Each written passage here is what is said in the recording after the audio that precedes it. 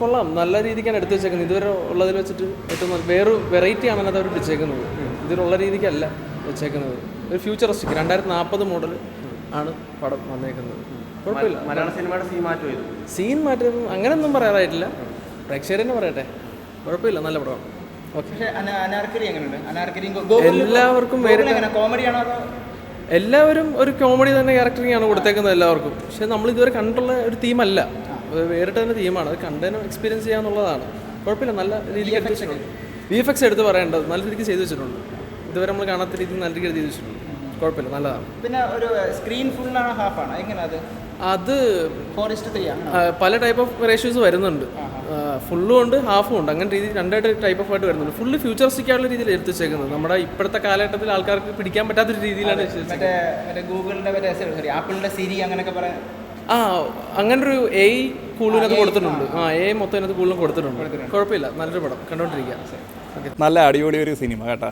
അതായത് മനുഷ്യരുടെ ഇടയ്ക്ക് ഏലിയൻസ് വരുന്നത്, അതിൽ ചുറ്റുപറ്റി കിടക്കുന്ന ഒരു സയൻസ് കോമഡി മൂവി, നല്ലൊരു ത്രില്ലിംഗ് മൂവിയാണ്. എനിക്ക് ഭയങ്കരമായിട്ട് ഇഷ്ടപ്പെട്ട ഈ ഒരു സിനിമ. അതിനകത്ത് ഏറ്റവും എടുത്ത് പറയേണ്ട ഗണേഷിൻ്റെ ഒരു അഭിനയം, അജു വർഗീസ്, അതേപോലെ തന്നെ ഗോകുൽ കൃഷ്ണ, നല്ല ഒരു അടിപൊളി ഒരു സിനിമ.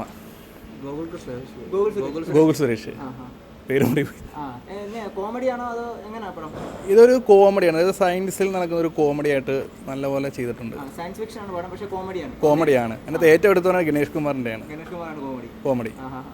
ഒരു ഏലിയൻസ് ആയിട്ട് വന്നിട്ട് അത്ര പ്രതീക്ഷിച്ചില്ല, പക്ഷെ നല്ല ഒരു ഇതുണ്ട് കണ്ടിരിക്കാനൊക്കെ. അത് പ്രേക്ഷകർ കാണേണ്ടതാണ് കേട്ടോ. എല്ലാം കോമഡി ആയിട്ട് ചെയ്തിട്ടൊക്കെ ഉണ്ട്. ഇത് തിയേറ്ററിൽ തന്നെ വന്ന് കാണണം കേട്ടോ. അത് അടിപൊളി ഒരു സിനിമയാണ്. VFX ഒക്കെ അടിപൊളിയായിട്ടുണ്ട്. കോമഡിയൊക്കെ നല്ലപോലെ വർക്ക് ചെയ്തിട്ടുണ്ട്.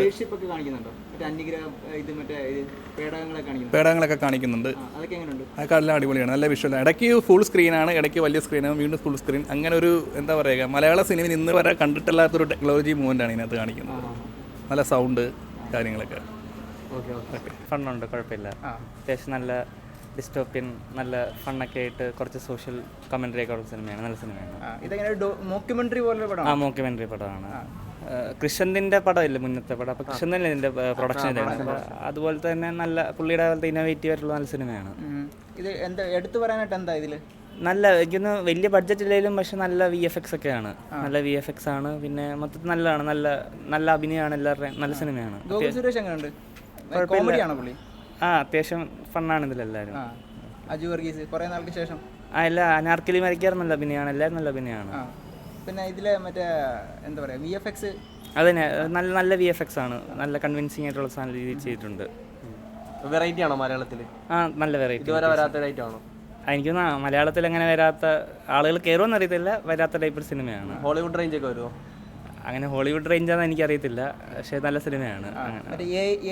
മൊത്തം ഏനെ പറ്റി അല്ല, ഏലിയനെ പറ്റി. അങ്ങനെ ഒരു 2047 ഞാൻ കറക്റ്റ് വർഷം ഓർക്കുന്നില്ല. ആ ഒരു കാലഘട്ടത്തിലെ കേരളം അങ്ങനെയാണ്. അങ്ങനെ